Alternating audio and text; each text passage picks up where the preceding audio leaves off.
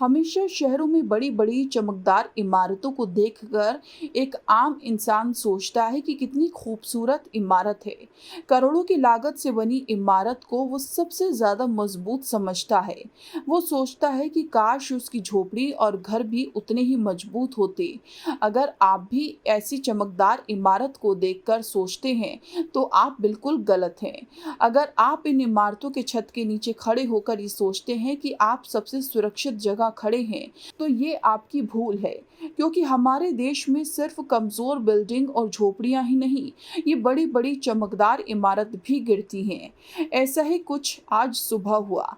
दिल्ली के इंदिरा गांधी अंतर्राष्ट्रीय एयरपोर्ट पर आपकी आंखों को भी चकाचौंध से भर दे, लेकिन ये इमारत भी छल कर गई और टर्मिनल 1 के छत का एक हिस्सा भारी बारिश से गिर गया।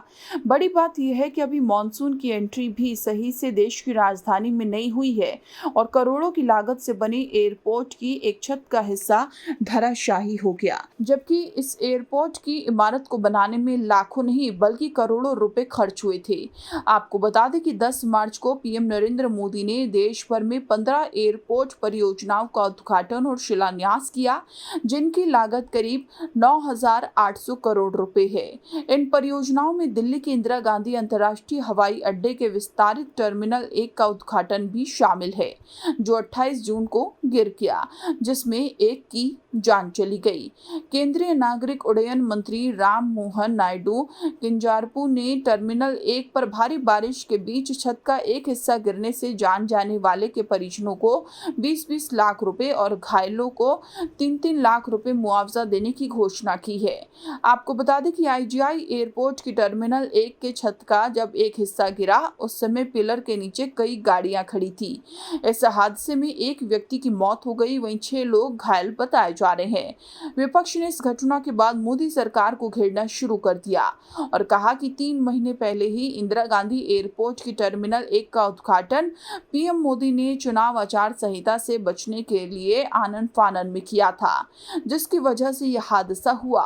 वहीं राम मोहन नायडू ने कहा, मैं स्पष्ट करना चाहता हूं कि प्रधानमंत्री नरेंद्र मोदी ने जिसका उद्घाटन किया था वो इमारत दूसरी तरफ है।